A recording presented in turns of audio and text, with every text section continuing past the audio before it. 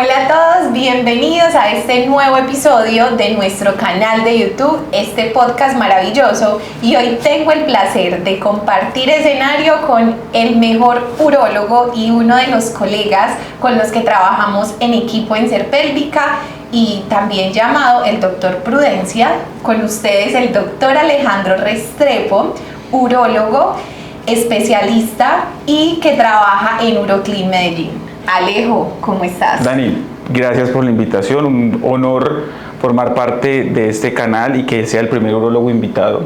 Espero poder volverte a acompañar las veces que sean necesarias en la medida en que nuestros pacientes así lo requieran, y sabes que enseñar y explicar las cosas es una de mis pasiones, y empecemos por donde queramos. Así es. Y poder explicar y enseñar sin tecnicismos que le puedan llegar a nuestros pacientes es lo más importante y es uno de los objetivos que queremos en este canal. Así que hoy vamos a tocar, Alejo, un tema que para nosotras las mujeres son un martirio, es un dolor de cabeza, que son las infecciones urinarias. Yo creo que todas hemos tenido infecciones urinarias, pero muy parecido a las infecciones vaginales, pues uno no sabe cuándo es lo uno, cuándo es lo otro, cuándo se preocupa, cuándo no.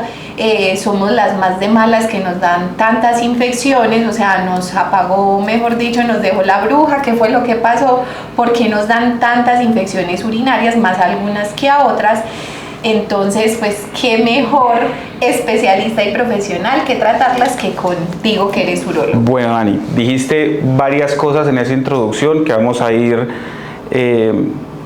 desarrollando poco a poco. Sí es cierto, las infecciones urinarias son una condición muy frecuente y son más frecuentes en mujeres que en hombres. De hecho, una estadística general habla de que la mitad de las mujeres van a sufrir alguna cistitis en su vida, o sea, eso es mal de muchas. Hay unas condiciones anatómicas que hacen que ustedes estén en desventaja con respecto a los hombres, que es que la uretra mide más o menos 3-4 centímetros, una uretra muy corta, y lo otro es que en el área perineal está muy cerca de la región perianal. Los hombres tenemos uretras más largas y mucho más lejos de la región perianal, primero que todo. Hay otros factores que también hacen que una mujer sea más predisponente a tener infecciones urinarias que otra. Por ejemplo, el antecedente familiar. Normalmente mamás que han tenido infecciones urinarias tienen hijas que son más sensibles a tener infecciones urinarias. La menopausia, porque hay una pérdida de ese influjo hormonal que hace que los tejidos de la vagina sean turgentes y tengan una flora vaginal adecuada. Hablando de la flora, el uso de antibióticos. Pues recordemos que el antibiótico que yo me tomo para una amigdalitis o para una diarrea no solamente me afecta las amígdalas o el intestino, afecta toda la flora. Entonces eso va a cambiar el microbioma del área genital, la actividad sexual como un factor de riesgo porque es un trauma, pero también hay otros hábitos o malos hábitos que se han ido dando de generación en generación que hacen que las mujeres tengan más infecciones. Por ejemplo, el más dañino es el postergar el deseo miccional. Las madres que le dicen a sus hijas que el único baño limpio es el de la casa, entonces salen de la casa y después vuelven por la noche y no han orinado en todo el día, y esas hacen unas vejigas de gran capacidad que se colonizan con mucha facilidad y que generan infecciones, por una parte. ¿Cuándo preocuparse? Pues como te dije, está dentro del presupuesto de ser mujer tener infecciones urinarias, pero las consideramos a repetición cuando son más de 3 episodios en 6 meses o más de 4 en un año. O sea, debería acudir con el especialista. Yo tengo ahí una pregunta, entonces eso en cuestión a repetición, pero entonces podría ser normal que por anatomía, por todo lo que acabas de explicar, que a mí me den infecciones urinarias. ¿Hasta cuándo se considera normal, por ejemplo, en un año? Menos de 4. Menos de 4 o sea, hasta 3 en un año. Pero finalmente, si tú van pasando los meses y tienes una infección, otra, pues deberías buscar, no completar el año, buscar una consulta adecuada. Pregunta, ¿qué es la cistitis? ¿Y siempre que hay cistitis hay infección urinaria? No, cistitis por definición es una inflamación de la vejiga. Okay. La mayoría de las cistitis son bacterianas. Es que uno siente como que tiene cistitis cuando uno va al baño y es como que me arde, como que quedé con esa maluquera, como que no terminé de orinar, y ese es no sé qué que uno siente, uno no sabe ni dónde siente, que uno dice, no, tengo como infección. A veces duele, como que le palpita la uretra cuando uno está orinando. Sentir que evasiona inadecuadamente. Sí. Eso, a ver, una mujer que ha tenido cistitis y que le han hecho un examen de orina que dice tienes una infección urinaria, tiene la facilidad de diagnosticar toda su cistitis en adelante, ¿cierto? Okay. Listo. Idealmente nosotros quisiéramos que cada que una paciente cree que tiene una cistitis, tuviéramos un aislamiento, o sea, le hayan hecho un examen por lo menos que muestre que sí tiene bacterias. Por lo que te decía, cistitis es una inflamación. La mayoría de las cistitis son por bacterias, pero por ejemplo, los pacientes que han sido llevados a radioterapia tienen unos cambios en su vejiga que hace que se inflame y tiene síntomas parecidos. Esa es una cistitis post-radiación que se maneja completamente diferente a la cistitis bacteriana. Y hay otros síntomas que son muy parecidos o que se comparten con las infecciones vulvovaginales, que se llaman vaginitis. Entonces, el ardor para orinar, esa sensación de pulsación en los genitales externos, sentir que no vació adecuadamente, pero si se acompaña de un flujo vaginal, entonces uno ya se va más por una infección vaginal, una vaginitis, que por una infección de la vía urinaria. Huelga a decir que muchas mujeres no saben que tienen un tracto urinario y un tracto reproductor, y es muy difícil a veces tratar de identificar en dónde están los síntomas. Exactamente, porque la uretra está dentro del canal vaginal, ¿cierto? Es sí. Exactamente, entonces hay que poder hacer la diferencia de si es de un lado, si es del otro, pues hay que determinarlo consultando, ¿cierto? Sí, correcto. Alejo, iniciando también o partiendo desde lo básico, ¿qué síntomas me pueden llevar a pensar que tengo una infección urinaria y cuándo me debo preocupar? Bueno, los que tú dijiste son los típicos de la infección urinaria baja, o sea, que está afectando uretra y vejiga. Pero hay otros síntomas de infección urinaria alta, o el término pielonefritis, que significa que la bacteria ascendió por el ureter y llegó al riñón. Fiebre, malestar general, escalofrío. Entonces, si tuviste un cuadro que empezó como una cistitis, también hay que decir que más o menos la mitad de los pacientes con cistitis se mejoran solos tomando agua, no requieren antibiótico. Entonces, pero si tuviste los síntomas, tuviste ardor, sensación de que vaciaste incompletamente la vejiga, orina por poquitos, y 1 o 2 días después empiezas con fiebre, con malestar general, con escalofríos, debes ir a urgencias, porque lo primero que uno sospecha es una pielonefritis y es una infección que está a nada de convertirse en una sepsis y requiere la vigilancia y la toma de exámenes y probablemente antibiótico endovenoso. Y a veces a uno le pasa, porque a mí me ha pasado, tengo que confesarlo, que con estos síntomas, por ejemplo, pequeña sufrí mucho de infecciones urinarias y que cuando uno se seca, uno ve como que el papel higiénico como si fuera un poquito de sangre o como un color cafecito y demás, que no es flujo, pero que uno ve que es como de la uretra. ¿Eso es sangre en la orina o qué podría ser? ¿O la uretra está irritada en la parte más externa? No, como se inflama tanto la vejiga, los vasos sanguíneos, hay un aumento del flujo sanguíneo en la vejiga, como cuando no se raspa, como cuando tienes una infección en cualquier otra parte del cuerpo, y esos vasitos están muy débiles y pueden sangrar con facilidad. Tengo que hacer una aclaración para todos ustedes. No toda orina con sangre es infección urinaria, que eso es un error. Entonces, en el contexto que tú me dices, paciente joven, sexualmente activa, que presenta ardor, dolor, sensación de vaciamiento incompleto y orina con sangre, yo justifico que la orina con sangre fue por la infección y amerita un seguimiento. Pero si nos llega un paciente de más de 50 años, hombre o mujer, que está orinando sangre sin otro síntoma, debe enfocarse de otra forma. Porque lo primero que sospechamos o lo que debemos descartar es un tumor de la vía urinaria y eso se aleja completamente de la infección. Ok. Alejo, en ese orden de ideas, ¿las infecciones urinarias se pueden evitar? La mayoría. La mayoría. ¿Con qué cosas podemos evitar las infecciones urinarias? Bueno, como yo le digo a mis pacientes, no hay una única causa ni hay una única cura. Entonces nos toca ir de menos a más tratando de encontrar cuál es la causa. Y lo primero que interrogamos nosotros son los hábitos. Entonces las infecciones urinarias, la mayoría de las infecciones urinarias se deben a malos hábitos adquiridos por la paciente o por el paciente, pero más en mujeres como vimos inicialmente. No postergar el deseo miccional, manejo de estreñimiento, Total. hábito miccional o orinar antes y después de la actividad sexual, básicamente eso, consumo de líquidos. Es importante orinar después del sexo. Porque la actividad sexual es un microtrauma y facilita el ingreso de las bacterias a la orina, a la uretra, perdón, y eso a la vejiga. Y orinar es una forma mecánica de barrer las bacterias. Para eso orinamos.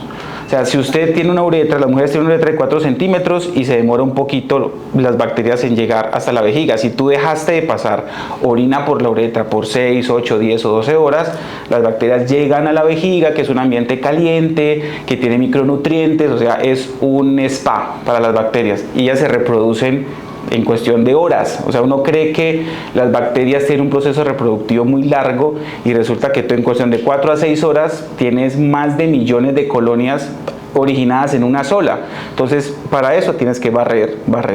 Ok. Ahí, por ejemplo, complementando, el no aguantar las ganas de orinar y lo ideal es que uno orine en el día por lo menos entre 7 y 8 veces, que eso es una media entre 2 horas y media, 3 horas como máximo, el consumo de agua. Y que orinen bien. Exacto, eso de orinar como exactamente. Así, o el tenerse, mejor dicho, lo que mencionabas, las mamás, por ejemplo, que le dicen a las niñas o a los niños, no toque nada, no se siente en la taza. Eso, que no toque. No toque nada, yo lo voy a organizar, hay que tener eso supremamente como prendido, atento, alerta, porque eso es un factor a infecciones, por ejemplo, a infecciones urinarias. Entonces, realmente si yo me siento en una taza, me va a dar infección urinaria. No, o sea, y le explico eso a los pacientes, o sea, está bien y yo entiendo el asco que puedan tener algunas personas. Hay tazas de tazas. Sí, hay cosas de cosas, sí. Y hay baños en los estadios, y hay baños en los bares, y hay baños en la casa del amigo, o sea, hay baños de baños, tiene razón. Existen en las grandes superficies, no digamos ninguna, protectores, y yo le digo a los pacientes, compre un paquete de protectores que tienen la forma de la taza y póngalo, entonces así no va a estar en contacto, pero va a estar sentada. No, las bacterias no están esperando ahí para saltar a la uretra. No, lo que pasa es que si no se sientan, no hay una adecuada relajación del piso pélvico, tú sabes más que yo de eso, y no va a permitir un vaciamiento adecuado de la vejiga. Total, y la vejiga necesita, para poder hacer su función correcta, que la musculatura del piso pélvico esté relajada completamente, si no, ella va a empezar a almacenar, a quedar residuos, eso se va a sedimentar y pues va a provocar un poco más esas infecciones. Entonces tenemos el mantener esa frecuencia miccional, el no aguantar, el sentarme bien, el no entrar el celular, cosas distractores que también me distraen al momento de orinar, no entrar a la carrera. Entonces es uno como que o pujando para que la orina salga rápido. Sin haber relajado. Exactamente, sin haber relajado. El consumo de agua, efectivamente. Alejo, ¿cómo debería ser el color de la orina normal? Amarillo. Pero amarillo tirando a claro. ¿Pollo o amarillo como naranjado? No, amarillo tirando a pollo. O sea, como esa camisa suya, ¿no? Todo mal. No, todo mal. Más claro, no como colombiana. Ok. Aquí tengo que decir otra cosa con respecto al consumo de líquidos. Ok. El cuerpo tiene un reflejo que se llama sed. Sí. Entonces uno consume líquido basado en la sed que uno siente. Hay una recomendación generalizada o muy popular que es consuma líquidos. Entonces tome agua, tome 2 litros de agua. Entonces la gente anda con un termo gigante. Digamos que a algunos lo van a tolerar bien, pero hay otros pacientes que están predispuestos a tener otras condiciones como la vejiga hiperactiva. Okay. Entonces, digamos que la condición de tomar mucho líquido debe cogerse con pinzas y uno, el urólogo, el nefrólogo o el internista o el médico debería hacer o saber a quién se lo dice. Pero en la calle es una recomendación general que no a todos los pacientes les va bien. No excederse. No excederse. Exacto. Si quisiéramos dar, por ejemplo, llegar por lo menos a un consenso, de teniendo en cuenta que pueden haber mujeres, hombres, que pueden tener esta condición, que hay que colocar cuidado, pero incluso, por ejemplo, el que tuviera una vejiga hiperactiva, con 1 litro de agua al día está bien. No digamos agua porque la gente, de líquido en general. Ok. En términos generales, facilito. 25 centímetros cúbicos por kilo por día. Haga la cuenta y eso incluye las sopas que toma, sí, los jugos, claro, para la vejiga, los jugos, para todo, porque es el líquido con que va a jugar el cuerpo y es suficiente. Listo. Si usted ve que la orina está como mi camiseta, súbale un poquito al líquido. Súbale un poquito al líquido porque está concentrando mucho. Ok, perfecto, listo. Y pues tenemos un factor que también es súper importante, que es evitar el estreñimiento. Exacto. Yo siempre les digo a mis pacientes que vejiga e intestino son hermanitos. Y que si uno se está afectando, el otro también. Entonces el estreñimiento efectivamente me puede llevar a infecciones urinarias. Sin duda. La cura de infecciones urinarias puede ser curar el estreñimiento, eliminarlo. Y pues muchas personas no saben que tiene estreñimiento. No. Entonces hay una pregunta que repito un montón y se la va a hacer a usted. De 10 veces que usted va al baño a hacer popó, ¿cuántas veces siente como que no acabó? Como que quedó un poquito más insatisfecho. O sea que va bien, va bien. Súper bien. Alejo, es más, te voy a preguntar, de 10 veces que usted entra al baño a hacer popó, ¿cuántas veces siente como que no terminó? Como que quedó por allá una colita, como que quedó por allá algo. Bueno, eso es maravilloso. ¿Por qué? Porque hay muchos pacientes que aunque hagan popó todos los días, incluso 2 veces al día, sienten que mínimamente 3 veces quedaron como que faltó algo, y eso es positivo para estreñimiento. Okay. También hay que tener mucho cuidado porque es que yo hago 3 y 4 veces popó en el día. Muchas veces estás haciendo evacuaciones incompletas y por eso es que tienes que hacer varias en el día, y también es estreñimiento. Entonces hay un mito de que tener constipación o estreñimiento es dejar de hacer popó o hacer popó muy duro o muy grande, y no es solo eso. También yo puedo hacer popó todos los días, pero si mínimamente 3 veces de 10 que hago siento como que me quedo más, pues es positivo para estreñimiento. Hay otro factor también que se puede manejar, es la atrofia vaginal en menopausia. Pues las pacientes después del cierre de su ciclo reproductivo pierden el influjo, y cuando uno les empieza a suplementar hormonalmente a nivel local, mejora mucho, porque hay unos receptores de estrógenos en la vulva y en la vagina, pero también hay unos receptores en la uretra y en la vejiga. Entonces es súper importante compensar o devolverle esos estrógenos a las mujeres. O sea, por ejemplo, que si yo estoy en perimenopausia o menopausia y estoy empezando a sentir como estos síntomas a nivel urinario, debería consultar con urología. Sin duda. Bueno, finalmente, Alejo, ¿qué puedo hacer cuando tengo una infección urinaria? O cuando tengo estos síntomas. O sea, ya sabemos como esas banderas rojas, que si tengo fiebre, que si tengo escalofríos, en fin, consultar, ahí sí debo ir. Pero si tengo esa sensación de cistitis, tú lo mencionabas como aumentar el agua, por ejemplo, puede ayudar pues se va quitando sola.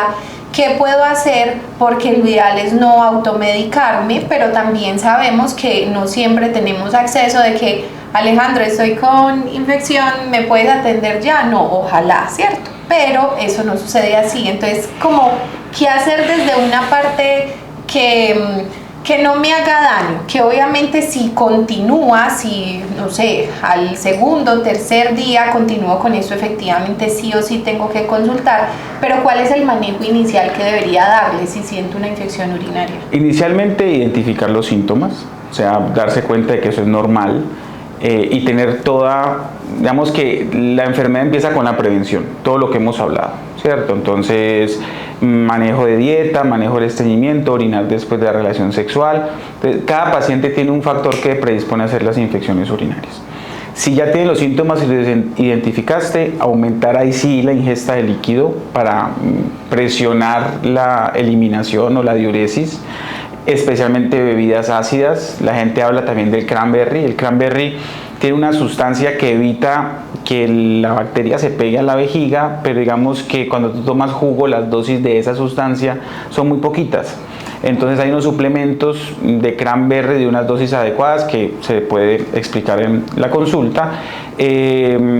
No es adecuado automedicarse, pero... ¿La ciprofloxacina no? No por dos razones. Primero, porque alteras tu flora, y segundo, porque la tasa de resistencia en Colombia a ciprofloxacina asciende al 50%. Entonces, la mitad de las infecciones no van a mejorar con cipro. Okay. Entonces, idealmente, lo que quisiéramos es que la paciente por lo menos tuviera un uroanálisis y se tomara un urocultivo y se le empieza un antibiótico. Normalmente una cefalosporina de primera generación o una fosfomicina. Digo los nombres así, espero que no sea pues para que los pacientes se automediquen. Pero lo importante del cultivo al principio es que a los 2 días tienes el cultivo definitivo y sabes si ese antibiótico le sirvió o no le sirvió.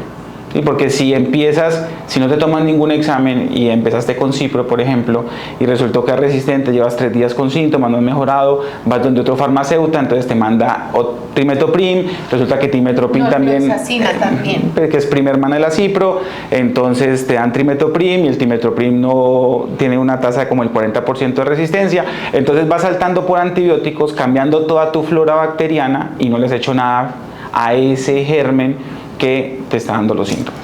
Yo voy a hacer una confesión, y es que cuando estaba muy joven, pues yo me automedicaba, ¿cierto? Y llegó al punto que hice resistencia a más de 10 medicamentos. Y lo único que tuvo que hacer el urólogo fue hacerme tratamiento intravenoso, tal cual. Y desde ahí nunca más me volví a automedicar. La gente le tiene miedo a las infecciones adquiridas en los hospitales, porque la flora de los hospitales es altamente resistente por la gran cantidad de antibióticos que se usan. Lastimosamente esa misma flora la encontramos en la gente que toma el metro. O sea, se ha generalizado, se ha facilitado tanto el consumo de antibióticos y no hay tanto control en Colombia como en otros países, que las tasas de resistencia de las bacterias silvestres es casi tan alta como en las cintas hospitalarias. Caramba, eso es mucho. Bueno, Alejo, muchas gracias de verdad por este espacio, por aclararnos varios aspectos en relación a las temibles infecciones urinarias, a saber qué hacer, y pues el mensaje tan claro que nos dejas. Agradecemos de verdad el haber aceptado esta invitación y acompañarnos en este episodio de nuestro podcast, porque es muy significativo para nosotros, Dani, así que gracias. Como yo te dije, para mí es un honor estar acá como primer urólogo en tu podcast, y nada, toda la parte que se pueda educar y enseñar a los pacientes, creo que es la mejor herramienta que le podemos dar a ellos, y muchísimas gracias. Claro que sí. Nos vemos en un nuevo episodio y chao.